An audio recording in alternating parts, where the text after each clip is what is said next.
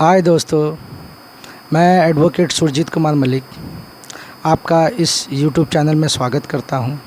और इस YouTube channel के माध्यम से मैं आपको डोम जाति का बिखरा इतिहास बता रहा हूं। पिछले अंक में आपने एक प्रांत के एक महान प्रतापी राजा के बारे में सुना और जाना। अब मैं आपको एक ऐसे राजा के बारे में बताऊंगा जो यूपी में हुए और उनका नाम डोम कटार कहा जाता है। आज यूपी में डोमिनगढ़ के नाम से एक स्टेशन भी है, तो आप ये समझ सकते हैं कि उस राजा का प्रताप, उनका प्रताप कितने दिनों तक रहा, उनके लोगों में कितने वो जनप्रिय रहे, जिसके वजह से आज भी डोमिनगढ़ स्टेशन है। और डोमिनगढ़ स्टेशन के कुछ ही दूरी पर हमारे डोम राजा डोम कटार का महल भी हुआ करता था। वहाँ पे जनशित्रियों के माध्यम से ये बहुत लोगों को पता है कि हमारे डोम राजा बड़े प्रतापी थे। लेकिन बहुत सी ऐसी पुस्तकें हैं जो राजपूत समाज के द्वारा ये सिद्ध करती हैं कि हमारे राजा हुआ करते थे। मध्यकालीन के आरंभ में रोहिणी व ताप्ती नदी के मध्यवर्ती द्वीप के स्थल पर डोमिनगढ़ की स्थापना सन 1210 से 1226 में राजा चंद्रसेन ने डोमिनगढ़ पे किया। लेकिन आपको बताता चलूं कि राजा चंद्रसेन डोम राजा नहीं थे, उन्होंने डोम कटार राजाओं को हराया था। कुछ लोग कहेंगे कि ये तो जनश्रुतियों की कहानी है, शायद ये संभव ना भी हो, लेकिन मैं आपको बता देना चाहता हूँ कि भारत में बहुत सी ऐसी संस्थाएं हैं, समाज हैं जो अपने इतिहास को सहेज कर रखती हैं। तो उसी में से एक समाज का मैं नाम लेना चाहता हूँ। फुलवरिया दीक्षित समाज से हैं और इसके ही एक किताब के अध्याय 6 के अनुसार उदयभान के दूसरे भाई चंद्रसेन अथवा बनवारी सिंह ने एक सेना लेकर घाघरी तथा रावती नदियों को पार करते हुए डोमनगढ़ के राजा को मारकर उसके राज्य को जीत लिया। तो आप समझ सकते हैं कि डोमिनगढ़ और डोम कटार राजा का इतिहास उन लोगों के द्वारा उनके किताबों में है। तो ये जनश्रुतियाँ ही मात्र नहीं है, ये सच्चाई है। अब हम लोगों को, युवाओं को उठ खड़ा होना चाहिए, अपने डोम राजाओं के लिए डोम का इतिहास खोजना चाहिए ताकि हमारे राजाओं को उचित सम्मान मिल सके। बहुत से ऐसे लोग हैं जो कहेंगे कि भाई डोम का कोई अस्तित्व नहीं था, डोम कोई राजा नहीं है। लेकिन आप अगर इन जनसूत्रियों को देखें और बहुत सारी किताबें हैं उनको पढ़ें तो आपको ये महसूस होगा कि डोम राजा हुआ करते थे। और आपको एक और चीज़ बताना चाहता हूँ। सन 1861 में प्रकाशित क्षत्रिय मित्र में उल्लेखित है कि बस्ती प्रांत के सिरनेत, भानपुर के विजय हरिया, फुलवरिया के गोरखपुर, जलालाबाद, गाजीपुर के दीक्षित चंद्रसेन के ही वंशज हैं। तो जब वंशज जिंदा है, चंद्रसेन जी हैं, तो हमारे डोम कटार राजा कैसे नहीं हैं? डोम कटार राजा का अस्तित्व है दोस्तों। डोम कटार राजा का महल भी है, युद्ध भी हुआ, हम लोग हारे भी, छल के द्वारा हम लोग को हराया गया। हम लोग तो प्रेम भाव के साथ बारात का स्वागत करने के लिए उपस्थित थे एक संधि के तहत, ताकि संधि के माध्यम से हम अपनी बेटी भी उन्हें दें और कुछ संपत्ति का कुछ अंश भी उन्हें हम दें।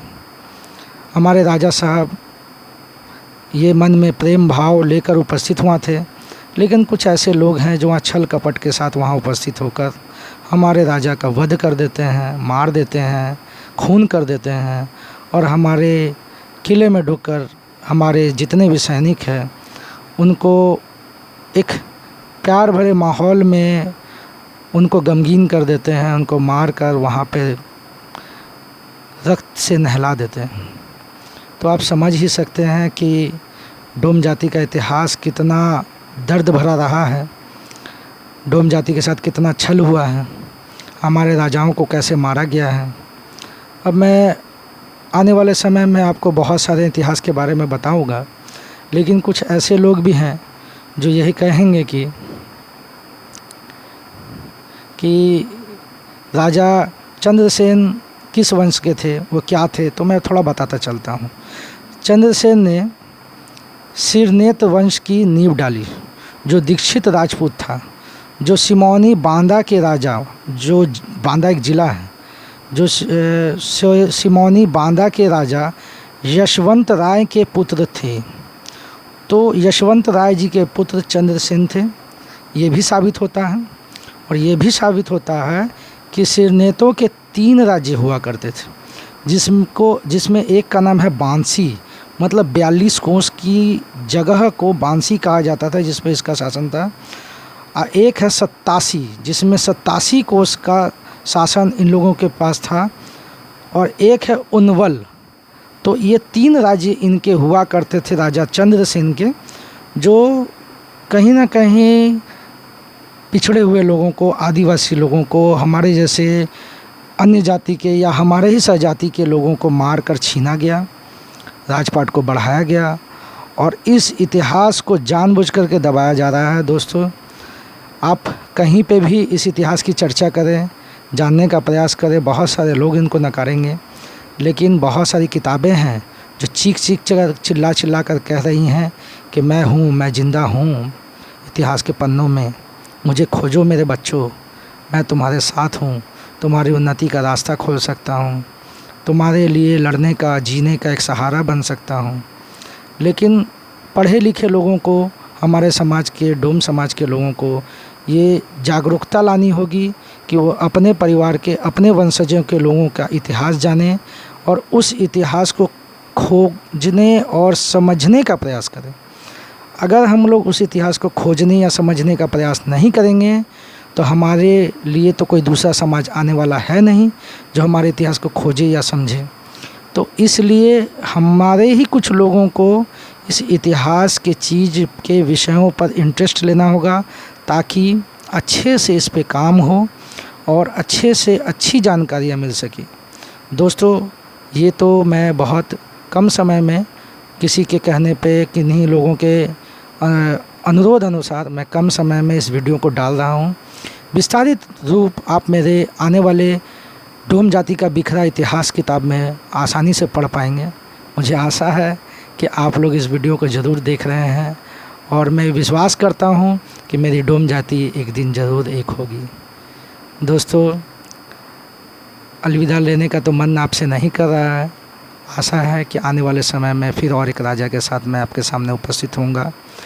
मेरे इस YouTube चैनल पे सब्सक्राइब ज़रूर करें, बेल आइकन ज़रूर दबाएं, लाइक ज़रूर करें, कमेंट करें और जो भी मुझसे गलतियां हो रही हैं उसके बारे में सुझाव दें, ताकि मैं आने वाले समय में इसको और अच्छे तरीके से बना सकूं और अच्छे तरीके से आपके सामने रख सकूं।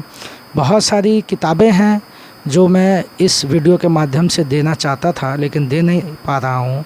कारण है कि वीडियो ही इतना बड़ा हो जा रहा है कि जिसको देखने में आदमी असमर्थ महसूस कर रहा है। मैं अनुरोध करूँगा आप लोगों से कि जिनको भी जानकारी चाहिए वो मुझसे सीधे संपर्क कर सकते हैं और डोम जाति के इतिहास से जुड़े रहने के लिए सब्सक्राइब ज़रूर करें। आप सब्सक्राइब नहीं करेंगे तो डोम जाति का जो आने वाला इतिहास का नया चैप्टर है वो आप जान नहीं पाएंगे, और जब जानेंगे ही नहीं तो अपने बच्चों को बताएंगे क्या। बहुत बहुत धन्यवाद साथियों। बहुत बहुत खुशी के साथ मैं आप लोगों से विदा लेता हूं कि अब मैं एक और नए महाराज के बारे में आप लोगों को बताऊंगा। तो जय डोम कटार महाराज की और हमारे पूर्वजों की, जिन्होंने हमारे लिए एक धरोहर छोड़ रखा है, किलों में, शिलालेखों में, किताबों में।